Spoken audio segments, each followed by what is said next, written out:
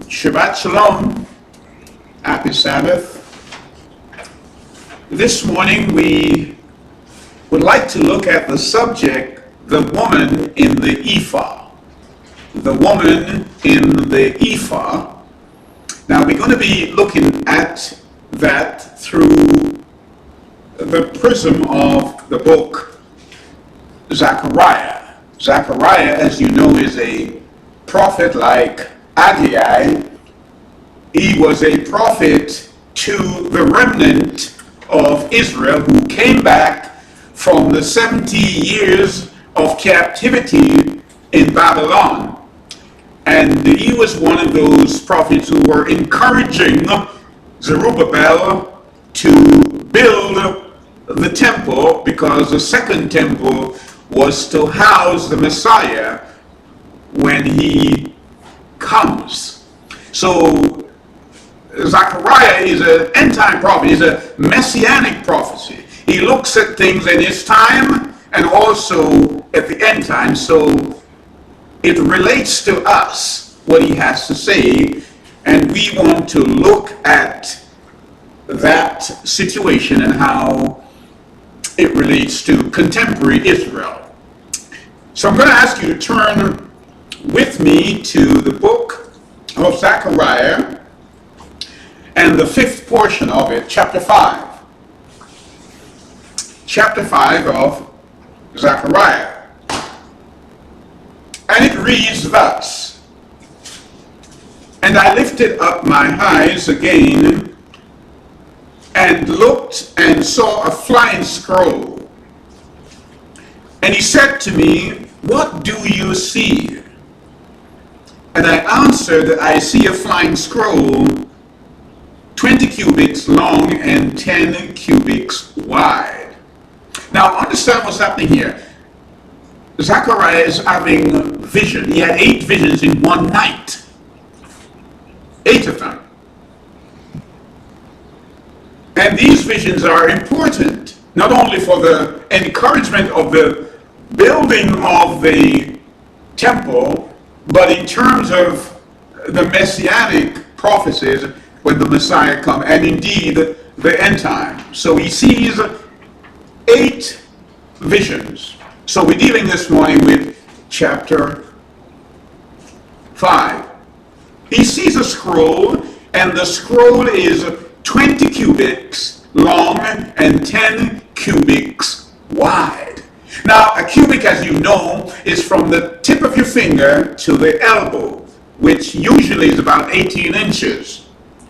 And so it is like 30 times 15 feet. That's how huge this scroll, this parchment of paper with writing on it that he saw. Now what's interesting also, the measurement here given, it's the same measurement of Solomon's porch. It's the holy place. So you know, if it's the holy place, this has to do with judgment. So Zechariah sees this, and he said to me, this is the curse that goes forth over the face of all the earth. Everyone who is stealing shall go unpunished on one side according to it, and everyone who has sworn falsely shall go unpunished on the other side according to it. So this parchment, encased in leather, is flying like a carpet in the air. And the Zechariah is asked, do you know what it is? What is it that you see? Don't miss this, Zechariah. Don't miss this. Verse 4, I shall send it out, declares Yahweh of hosts, and it shall come into the house of the thief, and the house of the one who swears falsely to my name, and it shall remain in the midst of his house, and shall consume it, both the timber and the stones. sees this flying scroll. And he's told that this scroll will go over the house and into the house of the thief, and to everyone who swears falsely. And it will stay there, and it will annihilate the inhabitants of those houses. It's an awesome vision. It's talking here, and when we read in the book of Leviticus, we see when a house has dry rot, what it looks like.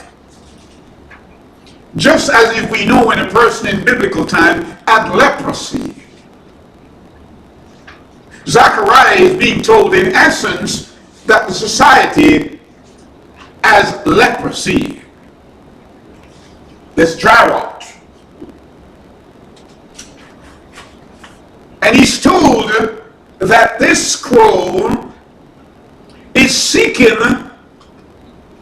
liars and those who perjure themselves. They affirm an oath and not follow it through. That's what this scroll is doing. Let's assume you are in Miami or Fort Lauderdale and you see such a scroll, and you know that this scroll is looking for liars. And it's looking for those who perjure themselves. They make an oath, but they didn't follow through with that oath. And you're wondering, I wonder what house it will hover over. I wonder. Now, Zechariah realizes that the people had come back from Babylon because Yah had raised up Cyrus, who had captured, taken Babylon. He had crept up through the Euphrates riverbed and took Babylon that night. And that night that Babylon was taken, Belshazzar was having a party for his ladies and his lords, and they were drinking wine. And then all of a sudden, a bloodless hand started writing on the wall. But none of them could read that bloodless hand. Until Daniel, the prophet, came and said, King, the writing says, Mene, mene, tekel, upharsin, your kingdom has been weighed, you have been weighed in the balance and is found wanting. You have been found vacant. And that night, Belshazzar paid dearly. There was a writing on the wall. Zechariah wants us to know this writing is in the air. And it's hovering over the houses. And this application is not only to a present generation then, but a subsequent one. He wants us to know.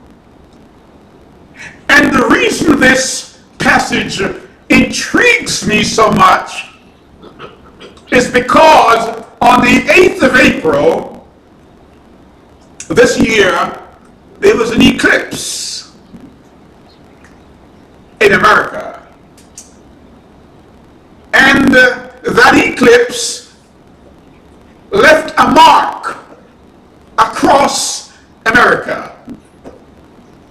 7 years before that, there was a mark that it left in America because there was an eclipse then. And so on the 8th, where these two marks intersect in a place called Little Egypt in Illinois, interestingly, Little Egypt.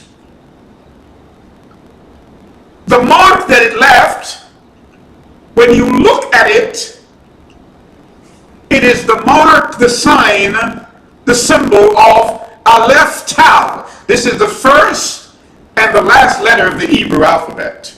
Aleph Tau. In the English or in the Greek it says, I am the Alpha and the Omega. I am the beginning and the end.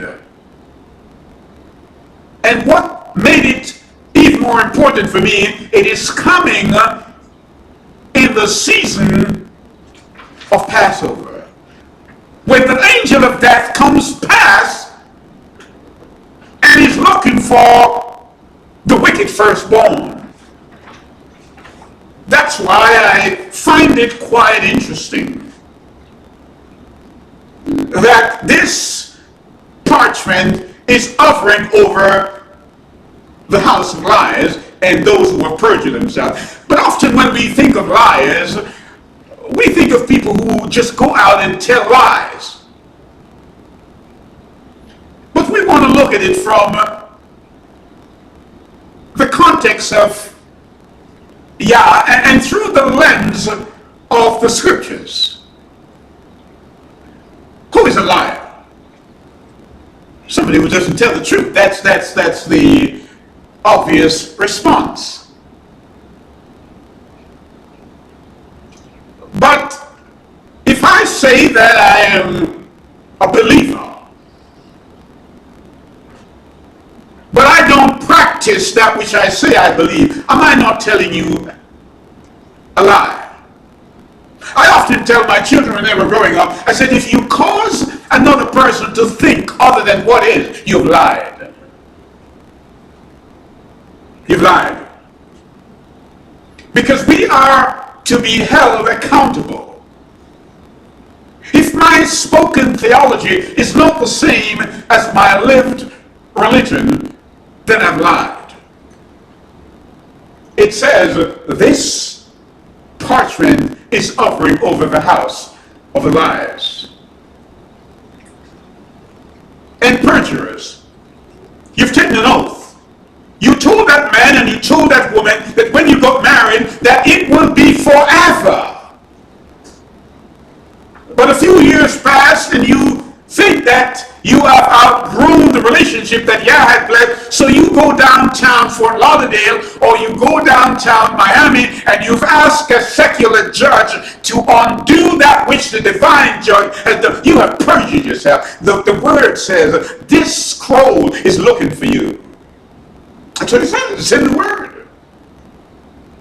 You've taken a vow that you will serve Yah, but you have reneged on it. The scroll is looking for you.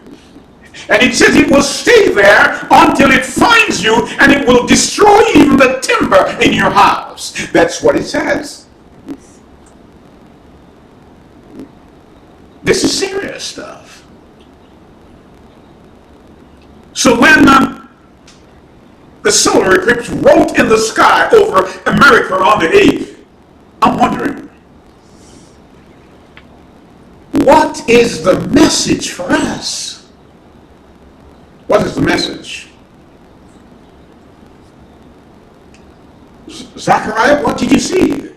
I see a scroll. Remember, the scroll is the word of Yah. And it's laden with the commandment. And the people, they have torn down the commandments. They have trodden on the foot the Shabbat. And they do not keep them. And so the scroll is looking for the disobedient children. Oh yes, that's what it says. I shall send it out, declares Yahweh of hosts, and it shall come into the house of a thief. You didn't hear me. It says that you who have stolen another man's wife, and you who have stolen another woman's husband, you're a thief. We don't normally see that as thieving, but as stealing. You who have coveted the seventh-day Sabbath as your time, you have stolen time from the Creator. You are a thief. The scroll is looking for you. Are you with me? And then I hear Malachi 3:10 said, bring all the tithes into the storehouse, so I may have meat, I may have food for the people there. And you say, I will not give him anything back. Even though the earth belongs to him, you are stealing from Yah. And Yah asks the question, can a man rob Yah? Yes, you have robbed me in tithes and offering. The scroll is looking for you. You notice how Yahweh does things. Perhaps we would just report this and ask the collection people to go and collect that which is due to us. He sends a scroll. And the scroll hovers over like the angel of death, looking for the children of disobedience. That's what the word says. So if you swear falsely by my name, and it shall remain in the midst of your house, and consume it, both in timber and stone. You know, often things are happening to people, and they don't know what's happening, and they ask themselves, why is this happening to me? But they haven't traced their steps to realize that they fall into this category. They don't understand that, because spiritual things are spiritually discerned. That's why they couldn't read the writing in Babylon. Only Daniel could, because they were not schooled in the schools of Babylon. They were not. Verse 5, and the messenger who was speaking with me came and said to me, lift up your eyes now and see what this is that is going forward. And I said, what is it? And he said, it is an ephah measure that is going forward. Again, he said, this is their appearance throughout the herd. An ephah. You know what an ephah is? An ephah is a measure, the largest measure that they would have for measuring dry goods. An ephah. And it says the largest measure that they have. You've got to understand what's happening here. Yah is measuring sin. And he's not measuring it by way of a cup or a tablespoon. He gets the largest measure, an ephah, to measure it, because the earth is full of sin. And so he gets this huge ephah and shows it to Zechariah. He said, lift up your eyes now and see what this is that it's going for. And I said, what is it? And he said, it is an ephah measure that is going forward. Again, he said, this is an appearance throughout the earth. It's going where? Throughout the earth. The scroll is looking for the lies of the perjurers. The ephah that is measuring the sin is going all over the world. No one escapes. And see a lead covering lifted up, and a woman sitting inside of the ephah measure. Did you know that? A woman is sitting in the ephah.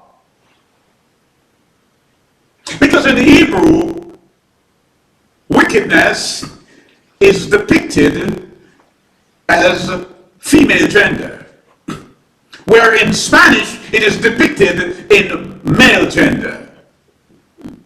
In English, we would not genderize, so it is, evil. We would say it.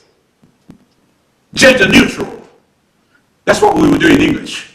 It. We wouldn't say she, or we wouldn't say he. But just like in Proverbs, when you talk about wisdom, it says she. It gives a gender. And so this woman sits in the ephah. The ephah is like 24 quarts And so we know that 4 quarts is a gallon. So we're talking about what? 6 gallons? Are you with me? That's how huge it is. But Yah is using it to measure the sins of the people, or his people. And so a lead covering is there. And he said, this is what? Wickedness. In this word, he said, this is wrongness. He lifted up the cover. And he threw her down into the ephah measure. He looks into the ephah. He looks into this basket where the woman sits. And when he sees the woman, he puts the lead back on. Oh, we so wish that we had that attitude against sin. Let it stay where it is. We would not compromise ourselves. But sometimes we play with sin. He picks up this heavy lead covering, and when he looks into the ephah, he sees a woman in that ephah. And he puts the lead, 6 or 6 pounds of it, the weight of it, back onto the ephah. Are you with me? Remember we spoke earlier about Belshazzar, and we said, you have been weighed in the balance. Here's a weight again, a lead weight. On top of the ephah with a woman inside. And I lifted up mine eyes and looked and saw 2 women coming with the wind in their wings, and they had wings like the wings of a stork. When you go to Leviticus chapter 11, you come to understand that storks, they are unclean birds. They had the wings of a stork, and they lifted up the ephah measure between earth and heaven. Then I said to the messenger who was speaking to me, where are they taking the ephah measure? Where are you going with this? With a woman inside. And he said to me to build a house for it in the land of Shinar. Did you get that? We know that Shinar is the capital of Babylon. So they're taking sin back to Babylon, where it all started, when Nimrod, the son of Cush, started to build this tower and to build all those cities there. Let's take it back, because what Yahweh is doing, Yahweh is saying, I'm going to clean up my place. I'm cleaning up Israel. Sin has no place in Israel. And I don't mean geographical Israel. I mean Israel as a people, Galatians 6:16. I'm cleaning it up. And sin, I'm going to rid them of sin, and I'm taking the sin back to Babylon. That's where it started.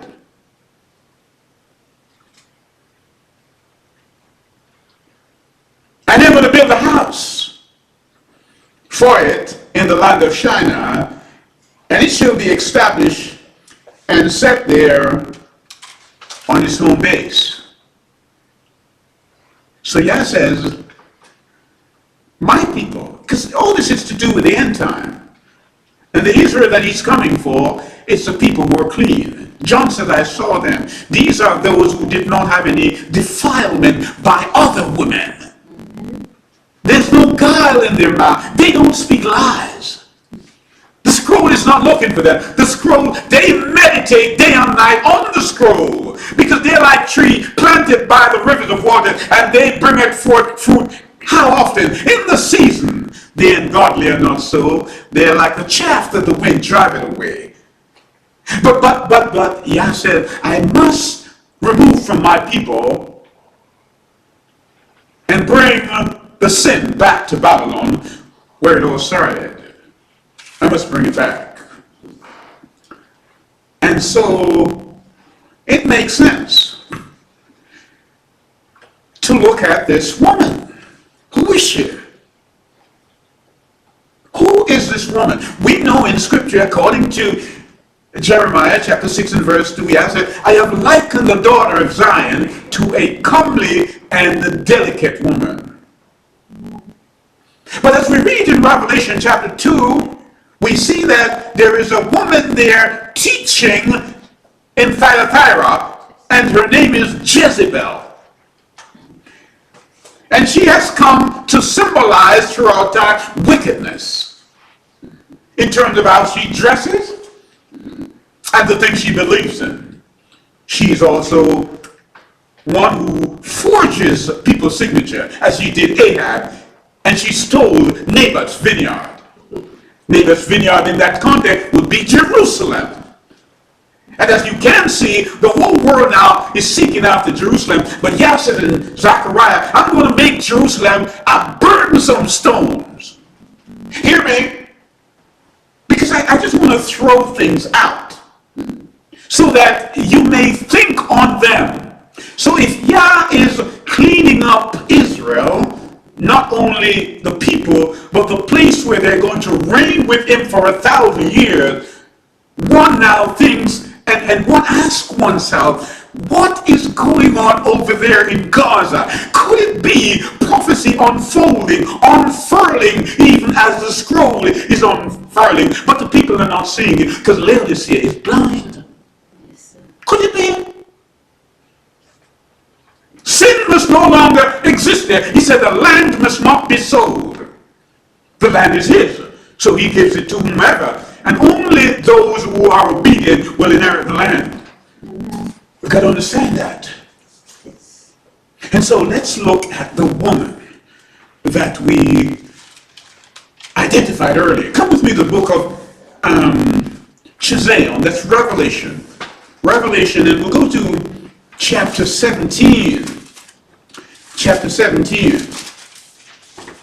And the word says, and one of the 7 messengers who had the 7 bowls came and spoke with me, saying to me, come, I'll show you the judgment of the great whore sitting on many waters, with whom the sufferings of the earth committed whoring, and the inhabitants of the earth were made drunk with the wine of her whoring. See wine again? Now you've got to understand something. The Bible tells us that Babylon falls twice. It falls once. We know that the city of Babylon reached its zenith at the time of Nebuchadnezzar. We know that. But whenever you're studying Babylon, there are 3 things we need to understand. There is Babylon the city, and there's Babylon the empire, and there is Babylon the system. There's 3 things. Think of it this way. We have New York, the city. We have New York, the state. And we have the lifestyle through commerce and politics of New Yorkers. There's 3 things. That's where the stock market is. Wall Street. So when we speak of Wall Street, we're talking about the system, how it operates. The Bible here is talking about the political and the commercial system of Mr. Babylon. We need to understand that. So when people think Babylon is talking about the old Babylon of Iraq, no. The Bible says Mr. Babylon. And that's why many people don't identify what it is. And so perhaps this might help you. You recall 9/11. And airplanes came into New York and threw down Twin Towers. By the way, did you know there is a Babylon in New York? There is. And it threw down the Twin Towers. And the people rebuilt them. Nimrod built a tower in Babylon. You remember that? And Yahweh came down and confused the language. And Nimrod never rebuilt his tower. But in America, they rebuilt the towers. And so, it keeps coming back to mind that he wrote something in the sky. I am the Aleph and the Tav. I am the beginning and the end. That's what he wrote. Over Little Egypt. Meaning the scroll now is looking for the firstborn of pharaohs. We don't have one pharaoh now. We have pharaohs, plural. We must understand that. So the woman here in Revelation chapter 17, she sits on many waters, with whom the sufferings of the earth committed whoring, and the inhabitants of the earth were made drunk with the wine of her whoring. False teaching. This is a false religious system. And he carried me away in the spirit into the wilderness, and I saw a woman sitting on a scarlet beast covered with names of blasphemy, having 7 heads and 10 horns. And the woman was dressed in purple and scarlet, and adorned with the gold and the precious stone of the pearl. You notice that the holy women, they don't dress like this. No. Paul tells us, let the holy women not adorn themselves this way. This is Jezebel. She has a golden cup filled with abomination and filthiness of her whoring. She is giving them hemlock to drink, false teaching. And up on her forehead, a name written, a secret, Babel the Great, the mother of harlot. Did you get that? He's saying this is a false religious and commercial system. It has the people in its tentacles. Because everybody today is chasing after wealth. They're trading. And so when Yeshua sees them in the temple, he threw them out, did he not? And he said, my Father's house is a house of prayer, but you have made it a den of thieves. Now think of that, and perhaps if we could bring that home to see the existential relevance of it to us. Perhaps some would say he went to New York at number 26 Wall Street, where the stock market was. That's exactly where these towers came down. Do you remember that? Yeah. So he drove out the money lenders there. And there was a little chapel there. Did you know that in that chapel, the first president of the United States, Washington, on the day he was inaugurated, he took his cabinet there and he committed America to Yah at his inauguration. Only 2 countries have ever done that, Israel and America, in that chapel. And on 9/11, that chapel was still standing there, didn't get hurt. But he drove out the money changer. So it seems. And so this system, this Babylonian system. It says, I saw the woman drunk with the blood of the set apart one, and with the blood of the witnesses of Yahweh, and having seen her, I marveled greatly. And the messenger said to me, why did you marvel? Let me explain to you the secret of the woman and of the beast that she rides, which has 7 heads and 10 horns. The woman, the false religious system, has ingratiated herself with the system of politics and economics. Notice what's happening here. The woman is riding the beast. She's riding. Perhaps this is Lady Godiva, but we're not in Coventry, are we? She's riding. Lady Godiva rode her horse through Coventry naked.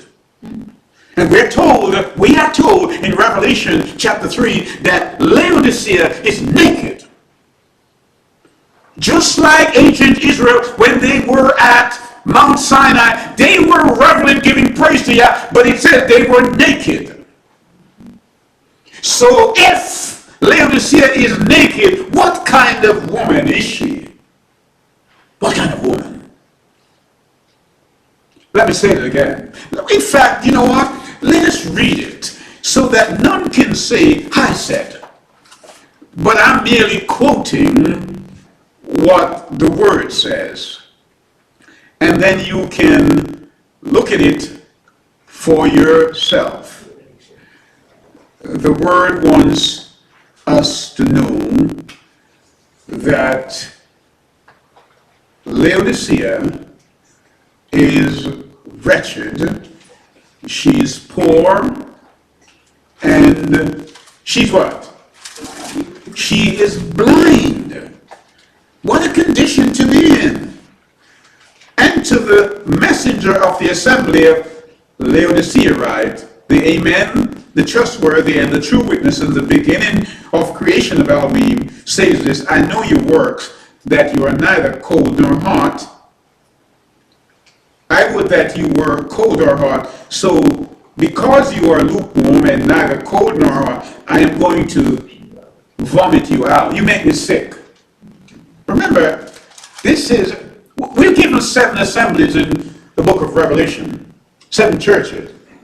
We have Ephesus, we have Smyrna, we have Pergamum, we have Thyatira, we have Sardis, we have Philadelphia, and we have Laodicea. So each of these churches represents the church in all of the different eras. We are now in Laodicea, and we are told the last church, the last era, is naked, meaning she is not wearing righteousness, and she is blind. She cannot see her own nakedness. So when I hear people say, I'm a Baptist, and they're chuffed with themselves. Oh, you know, I'm a CV. What they're really saying, that they're Anglican, they're Anglo-Saxon. And another one say, I'm Presbyterian. Another one say, no, I'm Seventh-day Adventist. And of course, another one say, I'm Catholic. He said, there's one assembly. And collectively, these members of that assembly, they're naked. That's what he says. You can call it whatever label you want to put on it. But I know if I go outside and I take the badge of a Toyota and put it on a Rolls Royce, I don't get a Rolls Royce. That's just a badge. If your spoken theology is not the same of your lived religion as prescribed by the word of God, then you have lied. You've perjured yourself. Because you made an oath. You affirmed an oath that you would follow Yeshua, and you have veered off, and now you are keeping the doctrines of men. You are. So he says, Laodicea is wretched, poor, and blind. So this woman here, this harlot, hear what she said. He said, she is the mother of harlots, all harlots. Any church, any assembly, any denomination, any institution that is following her, they are a woman of the night. They live in a red light district. Are you with me? That's what he's saying. And so now, perhaps you understand the book of Hosea. When Yah said to the prophet Hosea, Hosea, go and marry an adulterous woman. What?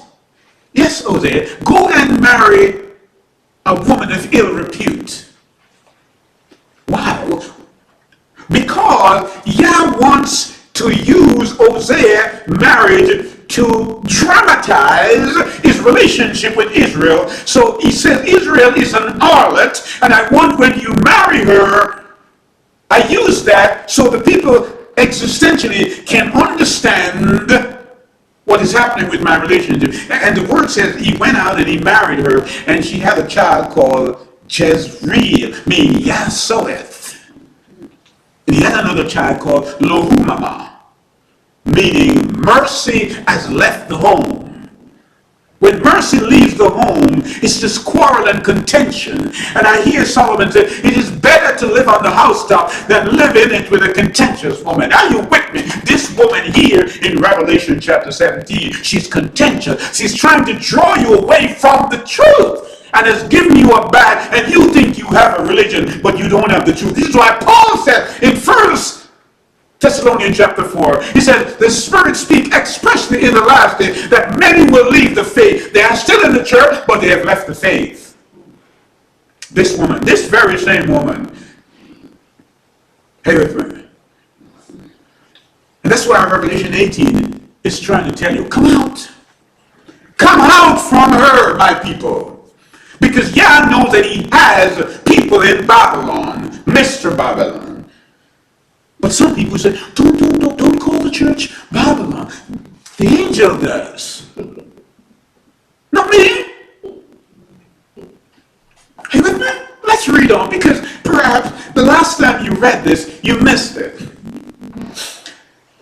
Verse 7, and the messenger said to me, why did you marvel? Let me explain to you the secret of the woman, of the beast that she rises, which has the 7 heads and the 10 horns. The beast that you saw was and is not, and is about to come out of the pit of the deep, and goes to destruction, and those dwelling in the earth, whose names are not written in the book of life. Wow. Did you hear that? Let me read it again for emphasis. The beast that you saw was, and is not, and is about to come up out of the pit of the deep, and goes to destruction, and those dwelling on the earth. This is now, current, whose names are not written in the book of life from the foundation of the world, shall marvel when they see the beast that was, and is not, and yet is. Here is the mind having wisdom. The 7 heads are 7 mountains on which the woman sits.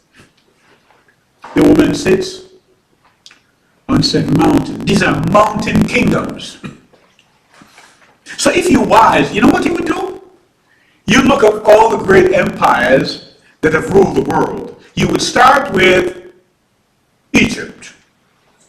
That's one mountain kingdom. You would go to Assyria. And you would go to Babylon, Media Persia, Greece, Rome. Remember, it has 7 heads. Who ruled after Rome? Because we tend to forget that.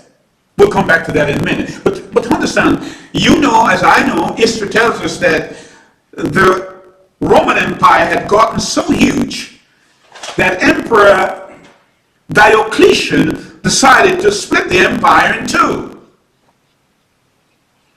And when he split it in 2, you then have the Western Empire and the Eastern Empire. The headquarters of the Western Empire was in Rome. But the Eastern Empire, the headquarters was in Constantinople, today's Turkey. That's the word, that's history. The West Empire spoke Latin, and the Eastern spoke Greek. That's what happened. Revelation 17 here, and John is telling us that this beast has 7 heads. So we know after Rome came in power, the Ottoman Empire came, fulfilling the 7th. And he's telling you the 7th head will be 8. Did you hear me? It wants you to know there is going to be an re-emergence of the 7th head who will be the 8th. And it gives you a timeline when this would happen. He said, when you see the drying up of the Euphrates River, then the kings of the east are coming with their armies. And we're watching to see, all of us, the Euphrates River is drying up, almost dry So when you turn and you look and you hear war in the east, it's in the Word. It's there in the Word. That is happening in Gaza. And Elam struck at Israel. That's Iran, the Bible called him Elam. Are you with me? It's in the Word. We said earlier, and I don't want you to miss it, we said when Cyrus took Babylon, he diverted the water of the Euphrates, and then he came up through the gates of Babylon that night and captured Babylon, and Babylon became the Nisan, the Persian ruled it. So Babylon, Mr. Babylon, is about to fall now, and the Euphrates River is drying up, and the church that is blind, Laodicea, doesn't even see that. Doesn't see it. Are you with me? So don't be surprised when you see Turkey, because that's where all the 7 churches were, in Asia Minor. So what's the advice from Yah? Come with me to Revelation 18. Revelation 18. And after this I saw another messenger coming down from heaven, having great authority, and the earth was lightened from his esteem. And he cried with a mighty voice, saying, Babel the Great is fallen. There it is. Revelation 18:2. Babylon is fallen. It falls twice. It falls once physically and 2 spiritually. Because Babylon is not only the city of confusion. People don't understand what's going on, but they don't understand that they're living in Babylon. And that's why they're not understanding. It's confusion. Are you with me? Even those who say they are with Yeshua, they have a house in Jerusalem, but they have an apartment in Babylon. The word said you can't have that. You can't serve 2 masters. You can't do that. So this angel comes down, and you can't miss him, because the word says he lightens the earth. Are you with me? He lightens the earth. And he cried with a mighty voice. Candidly he spoke. Cogently he speaks. Are you with me? And whosoever has an ear, let him hear what the Ruach says. And he cried mightily with a voice, saying, Babel the Great is fallen, and has become the dwelling place of demons. Wow. We're talking the religious and the economic system, the trading, commerce. He said if you go to their marketplace and you go to their church, it's full of demons. I didn't write this. It's full of demons. So you go into churches today and you hear beautiful singing, and you think that that's worship. You see people throwing themselves down and say they're in the spirit. The word says it's full of demons. The angel here speaks. And so I have to take counsel from the word, and I urge you to do the same. He said, because all the nations, how many nations? All the nations have drunk of the wine, the hemlock, religious hemlock, of the wrath of her whoring, and the sufferings of the earth have committed whoring with her, and the merchants of the earth have been, the what? The merchants, the oil merchant, all these people, supermarket, the billionaire, they have become rich through the power of riotous living. It's in the word. They count yachts, and you try to pay a car payment. You don't know where your next money is coming. You can't even find the mortgage. You struggle to pay the cell phone. It says the merchants, they have waxed rich. And I heard another voice from heaven saying, come out of her. Verse 4. Come out of her, my people, lest you share in her sins, and lest you receive their plagues. Come out. Understand what I'm saying? I'm saying this woman, this church, has reduced itself. She was once respectable. The word says that she wore what? Purple. That's the colors of kings. But she's still wearing it as a deception. And this once respectable woman who only had eyes for her husband is now sleeping with everybody. It said the merchants of the earth. She commits what? Fornication with them. That's what the word says. And he said, I have people in there, come out. Come out. Because her sins have piled up to reach heaven, and Elohim has remembered her unrighteousness. So the scroll is looking for her. She's in the ephah.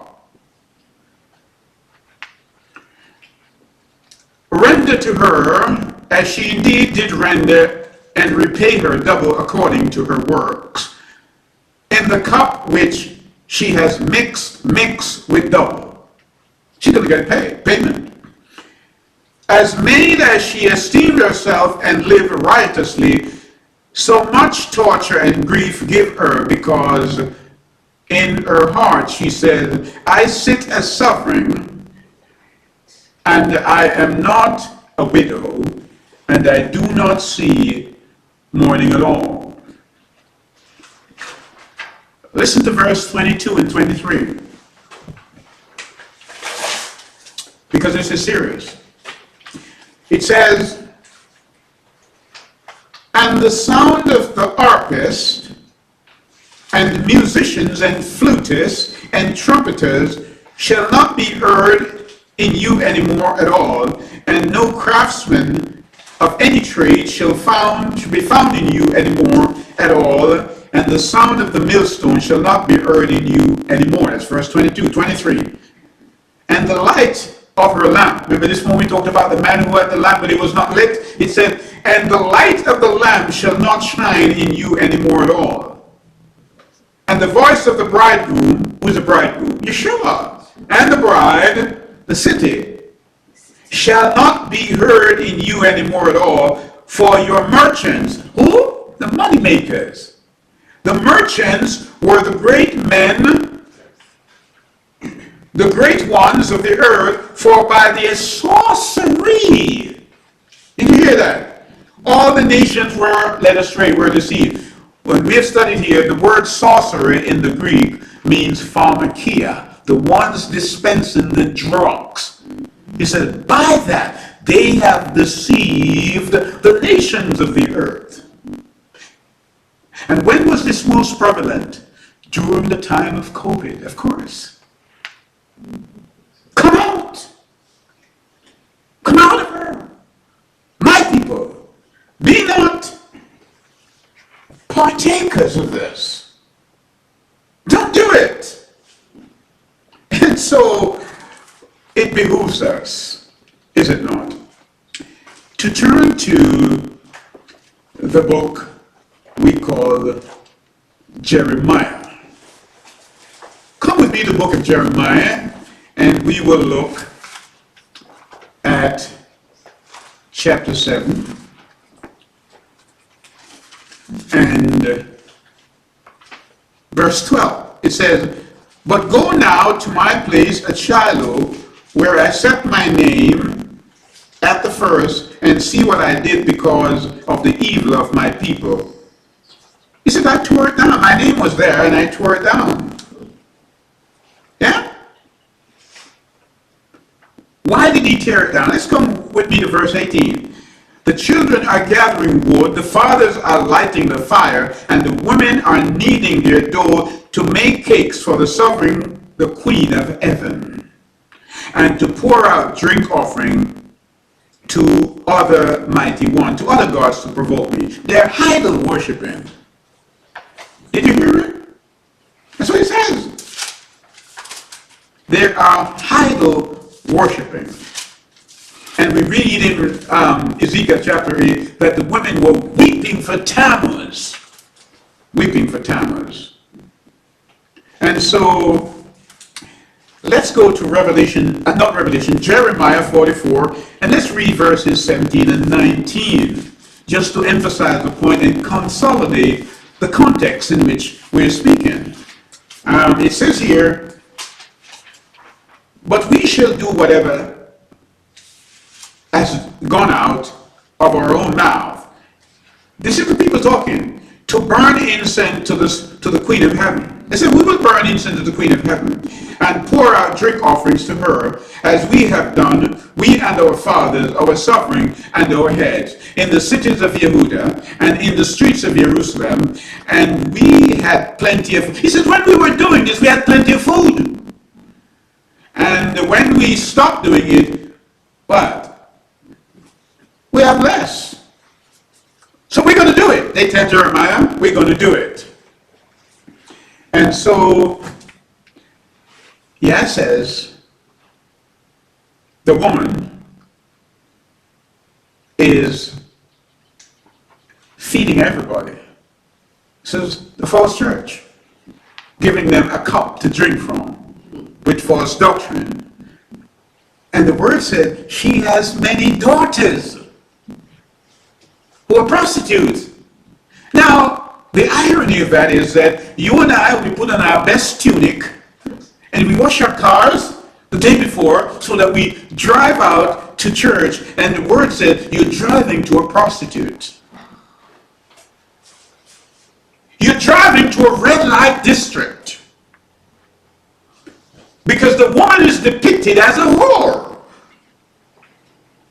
That's why when Hosea had his third child, the child was named Lohemi, not mine. Yes, and I'm not the child. You can take a DNA test. The people are mine, but your ways are not mine. Your behavior is not mine. Your conception of things are not mine. Your ways are not like mine. My ways are above yours.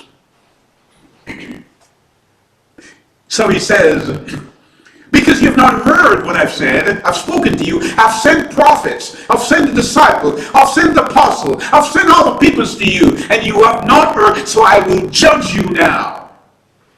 I will judge you. I've sent my scroll, and my scroll will hover over your house because you have been a liar, and you've perjured yourself.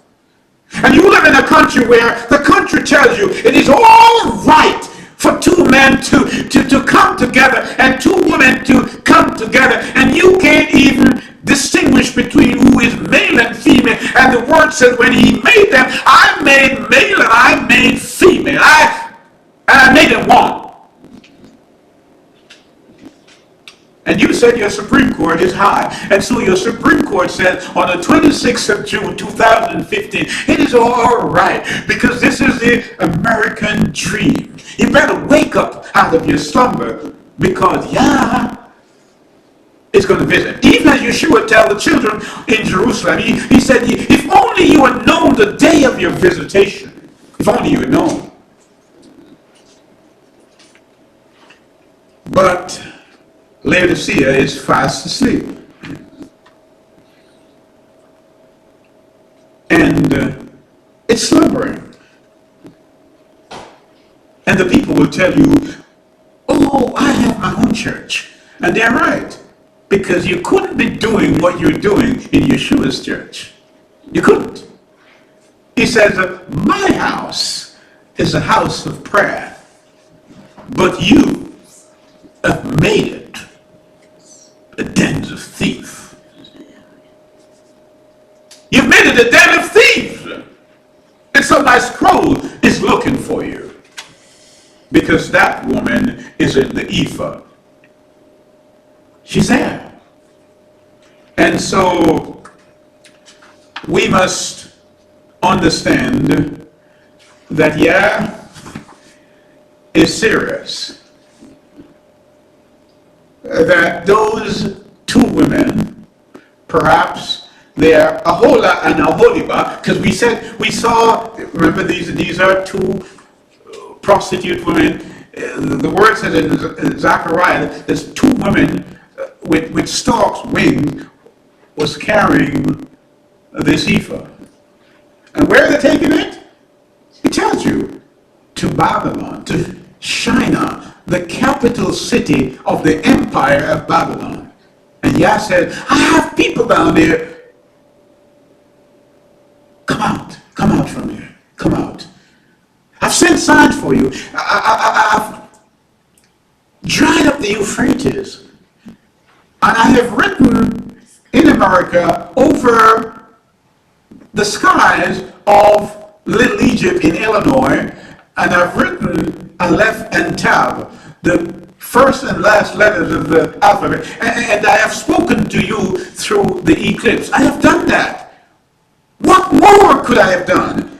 Oh, Jerusalem, Jerusalem. Oh, I so wish I could put you under my wing as a hen gathers her chicks. But you wouldn't hear me. So, as he told Ezekiel, go down through the cities. Go through the city, and if you don't hear anybody who is sighing and crying over the abominations that is taking place, slay them. The ones who are sighing and crying, put a seal on them. You know what that seal is? The seal is the Aleph Tav that he puts on their forehead and seal them in. So when the angel of death comes at midnight, as he did in Egypt, he will see that you have the Aleph Tav and he will pass over you. And that's why we keep Passover. Come out and be sealed. The Passover is not yet. The Passover, when I say Passover, I mean unleavened bread. May I get it right? Because Passover and unleavened bread are two different things. Passover is when you kill the lamb. Yes. Unleavened bread is when you heat the lamb. But Paul tells us in Corinthians 5:7, he said, we must keep the Passover, but not with the whole leaven. We don't do it like that anymore, because Yeshua is the ultimate Passover. Is the lamb. Yes. But we still commemorate it. Because he said, whenever you do it in remembrance of me. But we do it once a year, as the scripture teaches. Yeah. So let me just say that Yah is calling us out of Babylon. If you find yourself in Babylon, come out. He still recognizes you as his people, as he called Lot out of Sodom. But Mrs. Lot, perhaps she had investment down there. She had some CDs and she had stocks that she didn't. She certainly had children down there and she wouldn't leave. And the word says she became sodium chloride, a pillar of salt. Oh, tasted. Oh, distasteful, I should say. So, let me say, as we close, that Yah says, I have a people whose life is consistent with their claim, in that they practice what they preach. They live what they claim to live. And their faith is a verb. It's not abstract.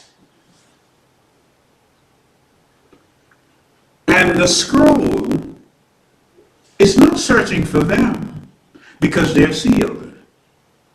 And so one must wonder now, what is Yah's response now to the world, and indeed to America?